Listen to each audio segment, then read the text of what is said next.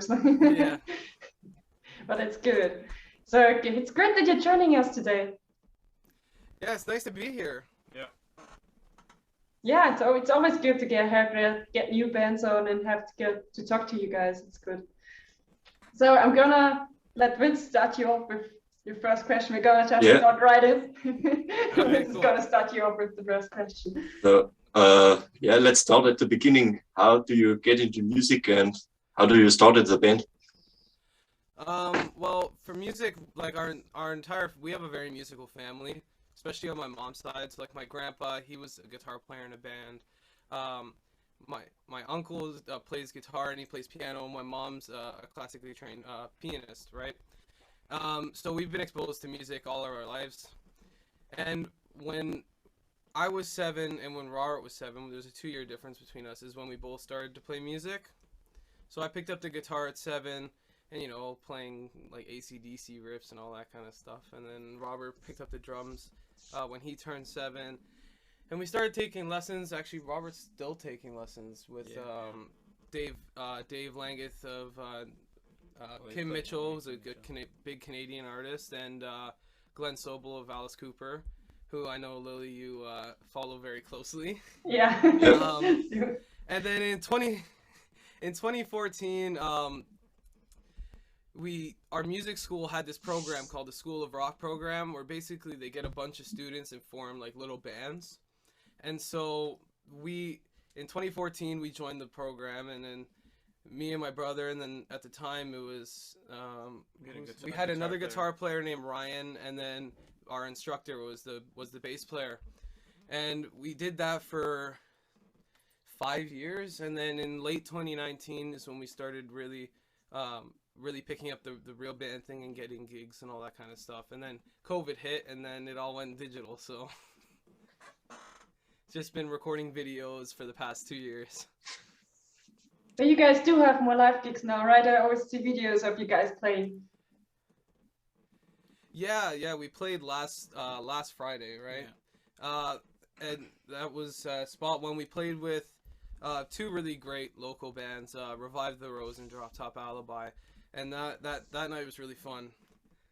Although I had a sore throat, so that was a bit hard to get through as a singer, but nonetheless, we still got through it. So, and we have another gig coming up, the 23rd of this month, to downtown Toronto. So when you started your band in 2014, how old were you? I think we're almost the same age, right? Yeah, so I was 12 and then Robert was 10, yeah. That's early to start a band. What did we even play? I think like the first song we played together was Walk This Way by Aerosmith when I was like, how old was I, like 8? Yeah, probably something like that, yeah. Yeah, and these 2 little kids just playing Walk This Way at our little rock concert. Yeah. Fun to watch. We'll look back on all like our younger gigs, especially because I used to always watch. My influence on the drum was kind of stupid, but Animal from the Muppets, because I was a little bit of a crazy kid, so I was like, I saw like Animal going nuts on the kid. I'm like, I want to do that, right? And then, so like you see all the energy just going out on. And I think the first gig we did was like, I don't know, electric kit for some reason, but you see me just going boom boom, just smashing the kit as like this little 8-year-old. So I love like watching back and all that stuff. I think the more recent stuff is the more recent stuff when we look back, it's like in 2019, it's like like we cringe a little bit, like mistakes and stuff, but it's all fun. I think it's great that the animal is your inspiration. Like, I think I've never gotten that answer whenever I've asked someone, hey, you were your influences. I think I've never heard animal before. Maybe Keith Moon, and I think Keith Moon was the inspiration for Animal from the Muppets, but for Animal, yeah. So who are your influences, Nick? When I first started, I would probably say like Eddie Van Halen and Slash. Even still now, Eddie Van Halen and Slash. On the guitar, I've had like smaller influences too, like Yngwie Malmsteen, Steve Vai, Joe Satriani, all those guys too, and they kind of helped learning their stuff in John Petrucci of Dream Theater, and they kind of helped with like learning their songs. Obviously, they're very technical, very hard songs, right? So it kind of helped with like getting my technique up to par, right? Whereas having like the Eddie Van Halen and Slash influence kind of helped me get my blues feel and all that kind of stuff. So that's really helped. Singing wise, I've never really had a big singing influence until recently, and that would probably be Miles Kennedy, because he's just a fantastic singer, and his vocal technique is amazing. Yeah, definitely. Really fun to watch. Yeah. So, at which point did you decide that you wanted to write your own songs and not just do cover songs with your band? I think it was early 2020, I believe. Yeah. Yeah. So we had like started writing riffs and stuff. So we were starting to like put stuff together, try and like jam through. We had this the one riff for Summer's Ours we had like a while. Yeah, since like 2018 or something like that. And we're never able to like fully put it together, get lyrics. Like the lyrics are really the struggle. Still are. Yeah, and then we I think did we see the ad online for Bandwagon, or did we reach out? So we saw. Yeah, I think it was an ad online. Yeah, Leon Harrison from the Lazies has this program called Bandwagon, where they basically like get young bands or young artists, and they're like it's like a mentoring program. So we did it with Leon and Jon Harvey of Monstertruck, and they helped us write the songs, put them together, and that was the summer. Yeah, that was the summer of 2020, and that's also when we met Ryan Roxy. Ryan was through Bandwagon, and. Yeah. Too bad that song got scrapped. The one Ryan came in. It was already a sinking ship when Ryan came in. We had this one song. It was like we were writing rock songs, and then Nick had this one riff. It was like, I think the song was called Trial by Fire or something. It was this like really heavy song. I'm like, yeah, this is not gonna fit. It's not gonna fit. Right next to Sweeter Than Honey, you have Trial by Fire, and it's like this really heavy like Metallica riff. Yeah. That's how we got introduced to a lot of bigger artists, right? So that kind of helped our first initial exposure to like people that you normally think, oh, they're like untouchable. I can't it'd be like amazing to talk to these people, and you finally actually get to talk to these people, and then you realize how like chill they are and all that kind of stuff, right? But you also recorded a song with Ryan, didn't you? No, the song that we were writing with Ryan was that Trial by Fire song, and then it was like we finished it with Ryan, but it was just too heavy to go on our EP. So we still have the song. You might fix it one day. It's somewhere in the depths of my computer hard drive, but that one never made it to the EP. No. So how does the whole Bandwagon thing work when you work with like Leo or Jon? How does a songwriting session with these guys work? It's very chilled out, you know. Like we would all go on a Zoom call, like, so me, Robert, our other guitar player, and our bass player, we would go on like a Zoom call with Leon and Jon, and we'd bring them our ideas, and then we kind of just go from there. So whatever the song needs, right? So if it was like, okay, if it was like more composition, where it was like, okay, we need to make like verse, chorus, bridges, and all that kind of stuff, right? And or it was like they would help with writing lyrics. It was really whatever, like, because they're seasoned musicians, right? They've written tons of songs, so it was very like they helped with kind of the whole process. Yeah.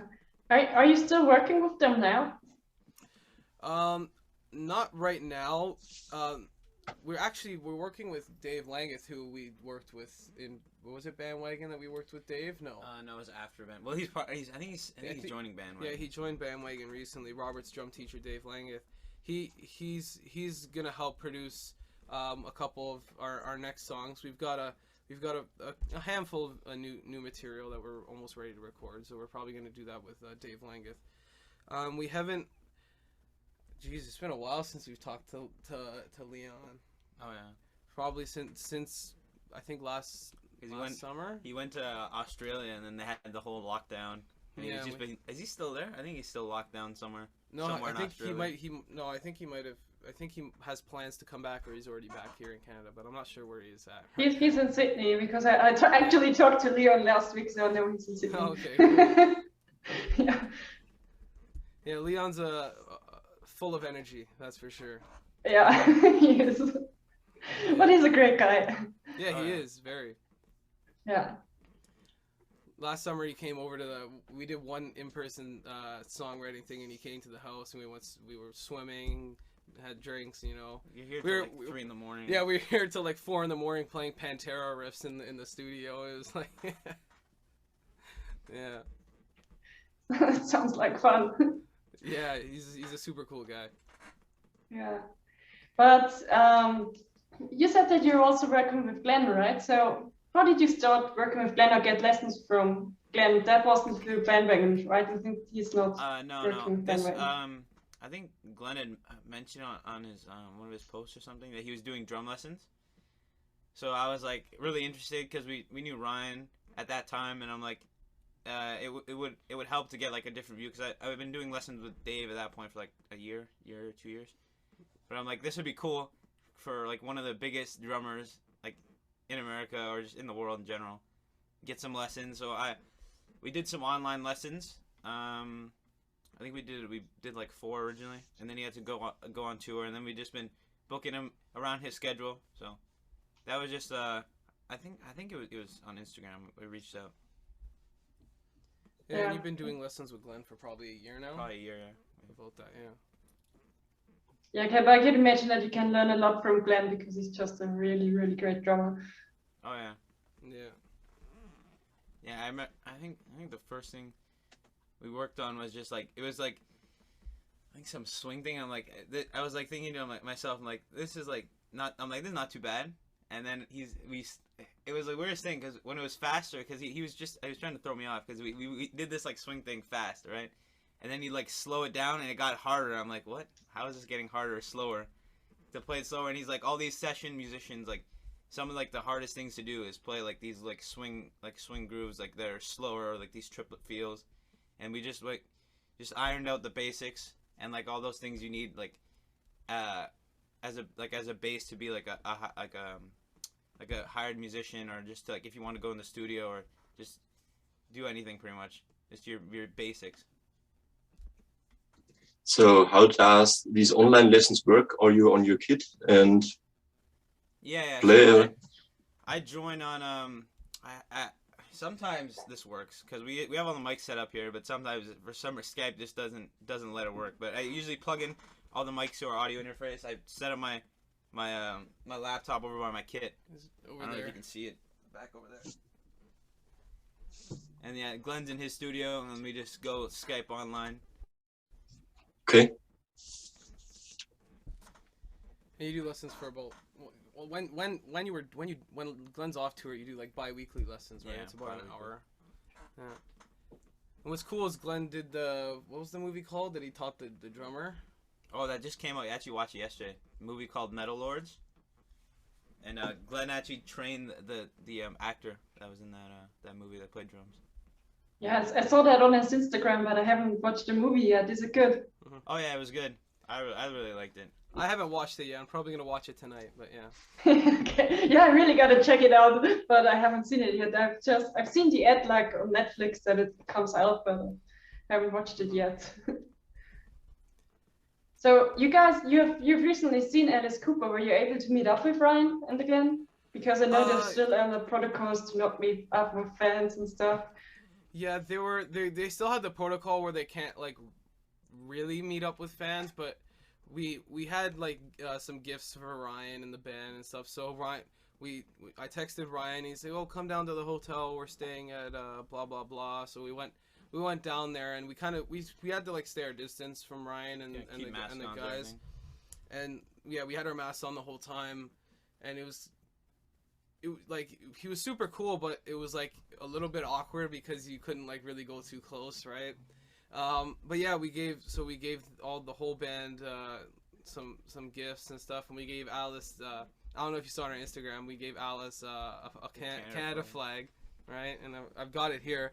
And then during School's Out, he actually put this on the stage, this flag, and then afterwards, I don't know if you can see it. Hold on. And then after, we're driving home from the show, and I get a text from Alice Cooper's assistant, and he sends me a picture of Alice holding the flag, and the light might be too bright, but he signed the flag and took a picture with it.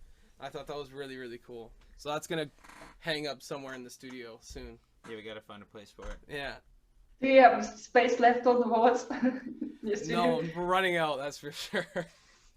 We've got almost every square inch in here is covered by pictures and all kinds of stuff. Panels and everything. Yeah, it looks like it. Also, because I've seen your studio a few times on like live streams when you went on live streams with Ryan or on your videos, and it looks like there's not a lot of space left on your walls. Yeah, we've had to take a couple things down and like rotate them, you know. Every once in a while, switch out a couple photos and a couple paintings and stuff. But, yeah. My wall's so wide. Send me some of this stuff so I can put it up on my wall. Yeah. Sweet. Well, actually, I gotta put on my wall behind my speakers here. I've got stickers of every like all the stickers I've gotten from people, and I've still gotta put these up there after this. Right, Thank you, by the way, for that. That was really nice. You're very welcome. Robert needs a shirt too. Yeah. Because he has got one yet. So what are you guys working on right now? I mean, your EP, when was it released? In like January? Yeah, the whole EP was released in January. We're still planning on doing 1 or 2 more music videos for a couple of the other songs in there. But we released our first song, Summer Is Ours, was it in August, I think? Or July? No, it was July. Early July, and then we released our ballad, which was Don't Know How to Love You. That we released with a video. So we did, before that was Straight Shooter. Oh yeah. We released a lyric video for Straight Shooter, and that was in September. Yeah. I got one of my buddies to animate it too. It was really cool. Yeah. And then in October, we recorded our video for Don't Know How to Love You, and that one came out really cool too. And all of our videos were done by Luke Kamazi at Kamazi Films. He's really good. Yeah, I've seen your music videos. They're really good. Yeah, I gotta agree on that. Yeah, and his pricing is really fair. He's a really chill guy. You know, it's fun working with Luke. Yeah. So you're gonna make more videos? Oh yeah, for sure. We're thinking of doing one for Sweeter Than Honey probably next. I think Sweeter Than Honey we released with the whole EP in January. Yeah. So we're probably gonna do a music video for that, and then we're probably gonna go into the studio. We're in the studio, but we're probably gonna start recording and doing production and stuff on our new material probably in the next 2 months. A month or two. Yeah. Over the spring into the beginning of summer, we'll probably record that and release some new songs, and that way we can play. We've tried recently playing some of our new songs live. We test them. That's what we've done for all of our songs. We've kind of tested them live, see how they've sounded, and then if they sound good, we keep them. If not, then we throw them put them with Trial by Fire in the hard drive. Bury them in the hard drive with Trial by Fire. Have you tried the one that you wrote with Ryan live? I think, did we play that? We had this because 2020 everything was pretty much locked down. But I know we had 1 gig. 2. Oh yeah, 2 outside on a patio, and I think we played like all of our original stuff. I'm not sure if we would have played that because I think we were playing with Revive the Rose, but they were playing like an acoustic set, so we didn't want to go too heavy. So I don't think we played it that day. I think it's yet to be played live. Yeah, that song was never fully completed, so. Call Ryan and tell him, hey, you gotta finish our song. Yeah, we gotta finish up. Yeah. we might get Ryan to help us with some of our new songs. We'll see. Yeah. But you told me you have some kind of collaboration going on with Ryan. Yeah, we have a collaboration going on with Ryan. I'm not sure if Ryan wants us to talk about it right now, but. It's I actually told him to join today, but I'm not sure. You never know with Ryan. I'll have to message him. I don't think he'll care that much, but about if I say this or not. But we're doing a cover of one of his older songs. So it's all recorded now. We just got to do the videos and stuff for it and put it together, and we'll release it whenever Ryan gets off tour. So then we'll record a video for that. And that it sounds pretty. Right now it's sounding pretty good. Yeah. I can't wait for everybody to hear it. I think in like at the end of April they're off for like 3 weeks until they're going back into Europe. Yeah. It's kind of all dependent on Ryan's schedule, right? Because he's a busy guy, so Yes. whenever he gets time, then he'll hit me up, and then we'll do the video for that. But it's sounding pretty good. I think it's gonna be one of our best covers so far. Yeah, I know you. I've seen you've done a few, always with different people. That's pretty cool. Yeah, Who had that idea? We recently did one with Gilby Clark's daughter, Frankie Clark, and we did "He's a Whore" by Cheap Trick. We did what other ones did we do? We did Chop Suey with Andy from Revive the Rose, that band we played with last Friday, and Christian Dodo of a band that we have yet to play with, but he's a super chill guy. He did the bass on that cover, and then Brandon Gregory, we did Rose on White Lace. He was the bass player on that, yeah. And yeah, so doing these covers with a bunch of different people, it really helps. It just helps a lot, right? And it gets different different people are viewing it. It expands your audience. You get to collaborate with cool people, right? So especially because we can do it pretty much all online. Yeah. So it doesn't really matter if you're other end of the world. You can just record some stuff and do some covers. Yeah. And you're really fortunate that you have a studio in your basement, because not every band is that lucky. Yeah. Really thankful for our parents. Yeah. They've been really, really helpful with everything. Really supportive. Well, when COVID first hit in 2020, we at first we were like, we had what most people have is, so we had everything set up in like one of our bedrooms, right, in the spare bedroom, and then in 2020 when everything shut down, we were annoying my parents because we were we were playing music all day. No soundproofing, nothing. Yeah, so then in the summer we built this in our basement. Yeah. We built like we cut off like a whole section of our basement. We put like a wall, we insulated everything, so it's pretty close to, it's not completely soundproof, but it's a lot better than the upstairs bedroom, that's for sure. You can hear like our neighbor two houses down, and used to just come out. He said he used to come outside with a beer and just sit there and listen to us play, because he can hear us from like 2 doors down. In the summer, we just opened the window. It's just so loud. Yeah, well, I think a lot of bands do that in the beginning. I remember when we first started playing, Vincent and I, we rehearsed in our living room. At some point, we just knocked at all our neighbors' doors and we're like, we're really sorry, but we got a rehearsal. And they were like, yeah, just go and play. Yeah. We have a cutoff. Even down here, I think it's like, what, 10? 10 no, we just stop? 11 10, we 11? usually stop, yeah. I think when we were upstairs, it was like 10 because it was so loud. But down here, it's like, you can still hear it, but it's very faint. Like, you could still be playing drums at like 1 in the morning, 2 in the morning, and it still won't be, we won't be getting, well, it'll be 50-50 for a noise complaint, but it definitely won't be guaranteed that we'll get a noise complaint, that's for sure, because there's still like 1 or 2 little windows down here that leak a little bit of sound to the outside, but it's pretty soundproofed. Have you tried it before to play drums in the middle of the night? Actually, when Leon was over, it was like 3 a.m. and he was on the kit playing Pantera with Nick. Yeah. It was like 3 a.m. and we didn't get any noise complaints, so we were good there. I think that was on like a Saturday or something, so it wasn't too bad. No, it wasn't. It was like, I think it was like a Wednesday or something. Like during the week? During the week, yeah. Oh my god, your poor neighbors. Yeah. They're probably used to it by now. What were you even playing? You guys were playing, what, Domination or something? I think did we end up posting the video? Yeah, I think the video is somewhere on Instagram. I think it's on my Instagram if you scroll far enough, but that was a year ago, probably. Yeah. Do you have any plans to record a cover video with Leon? That would be cool too. Yeah. That'd be pretty cool. That'd be pretty cool. actually, I think the Lazies have a tour in the GTA or around here soon. So I don't know. I could reach out to Leon and see if we can make that happen. Yeah, that'd be cool. Yeah. Yeah. Leon, if you're watching. Yeah. Leon, if you're watching. You're out there somewhere. Yeah. I just sent the interview to him afterwards and be like, Leon, you gotta watch this. You mentioned it a few times. Yeah. Yeah.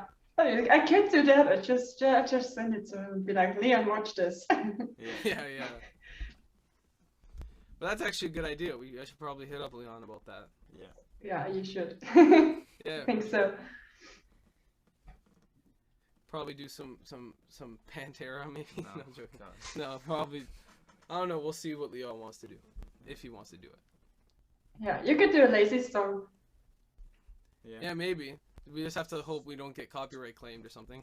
Yeah, Leon, don't copyright claim. Wait, but Leon wrote the songs, didn't he? Yeah, I know. He copyright claims himself. Yeah, copyright claims his own song. Yeah. Actually, that's happened a couple. I've seen like YouTubers. They've like played their own stuff and then they've gotten like Well, I think it's just copyright like claims, because they're but like I think it's played like their own song in their video or I whatever. think it's like an AI thing or whatever. Yeah. Like when you post your videos, like copyright everything. Yeah. So I don't know. We've had a couple of our videos taken down before, but And when I do my drum covers, I find it's the most like random like they'll be like your video's been blocked and it's like the most random countries are like just like 2 countries get I see like your video's been blocked. I'm like I gotta delete it and then it's like your video's been blocked in like North Korea or something. I'm like Yeah, I don't know what I it got an audience up there anyways. Yeah, I don't know. I think those algorithms are getting better and better now that they're just blocking everything. Yeah. Because it kind of sounds close to a song, so let's block it. yeah. Yeah. Oh, yeah. But you've never had one of your original songs taken down, have you? No, because we don't have copyright on our songs. No, we don't have copyright in our songs, but also I think the secret to not getting copyright claimed on a lot of the stuff is just not using backing tracks, because whenever we've the only things we've been like copyright striked on is if we play it like to a backing track, whatever. Yeah, so most of my drum covers usually get blocked off. Yeah, that's why like doing the full band covers is just easier. You don't have to worry about, okay, I worked on it for 2 days and then I post it and it gets taken down. It's like, okay. Oh, yeah, like I went to do a drum cover of Hailstorm Mayhem, and then I'm like, because I think I just had a video get blocked, so I'm like, just in case, I'm like, Nick, go record all the backing tracks for it. Yeah. So you just gotta make full band covers all the time, and then you're gonna be good. Yeah. They're a decent amount of work, but at least we don't get copyright claimed. Plus, at the end of the day, they sound better most of the time. Yeah. Yeah. So what have you got going on now? Is it just, do you want to play, I guess you just want to play more live shows now that it's possible? Is it possible in Canada to play normal live shows without any restrictions? Yeah, we're back to normal. We're pretty much back to normal. The cases are starting to go up again, but like they completely dropped all like the mask restrictions and stuff like that finally. So, I mean, of course, as soon as they anyway, but yeah, the cases have started to go up, but it's still pretty chill right now. So we've got gigs booked all the way until like July and stuff like that. So yeah, well, that's good. Just staying busy. Hopefully, fingers crossed, everything stays open, but you never know. Yeah, we'll see. So for everyone who wants to check out your music, what's the best way to check it out? Like, what are the pages that they have to follow, that they have to like, and that they have to look up? Yeah, for our original songs, you can find them Apple Music, Spotify, anything like that. Like the music videos on YouTube and stuff. Yeah, music videos are all on YouTube. If you just search up Sticks and Stones, our YouTube channel should show up. It's the skull logo that I think is the same that's on our Instagram page. I think we switched to the EP one. Oh, we switched to the EP one on the Instagram If you go on our Instagram page, Sticks and Stones Band _official, then we have a link tree there, so you got everything you need to see. So. Yeah. Nice and condensed, make it easy. Yeah. And we've also got I don't know if the band doesn't have a Facebook page, but I'm on Facebook. Nick, I think it's also linked to the link tree, and then we've got Twitter and all that kind of stuff as well. Yeah. Actually, I have a TikTok that I post like one thing on, and then completely forgot about it. I'm like, I should start a TikTok. I think I saw like AMH band was like, I think this was the time they were exploding. I'm like, I should start a TikTok. So I posted like, I don't even know what I did. It was something stupid. I think I did like a cover of what was it? It was like, I think it was like a hamburger cheeseburger song or something. It was something really stupid. I'm like, I guarantee this will blow up. And then I put it up. I don't even know if I even looked at it. I put it up there and then just completely forgot about it. I think I have like 3 followers on TikTok. Okay, so everybody go follow Robert on TikTok. Yeah, go follow. I think it's I don't even know what. I think it's like Robert.L_drums or something. Something like that. And it's long. I don't even know. If I get enough followers, I'll start posting. I'll post some stuff. Okay, forget about all the other pictures. Just follow Robert. Yeah, on just TikTok. follow Robert's TikTok for this one video. Yeah. Oh, I think I made an edit of. Oh yeah, that's that. I think I just posted. I made this edit of Nick jumping over because in our music video, Nick tried to jump over the fence and he completely fell. It wasn't even like script or anything. He just slipped. He was wearing flip flops, jumped over the fence and just slipped. And like we had a bench there, and he just fell right through it. Right through the bench. So yeah. I think I edited a video of like I slow-moed it and I put like free falling as he just slipped. I think that's on my TikTok. The exclusive on Robert TikTok. So go check it out.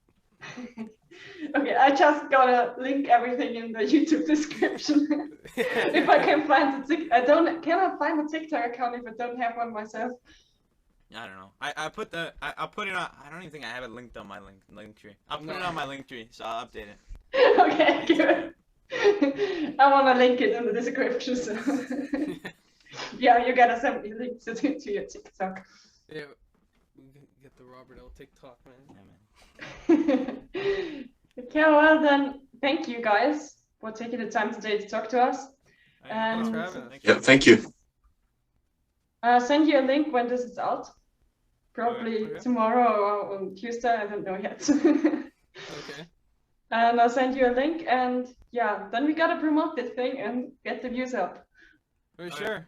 Get more followers on Robert's TikTok. Yeah. Most important. Yeah, exactly. Yeah. Like my only goal with this interview is to get the Robert followers on his TikTok. Yeah, exactly. Yeah. Okay. All right. Awesome. Great. Thanks, guys. Yeah, nice talking to you Yep. guys. Nice talking to you.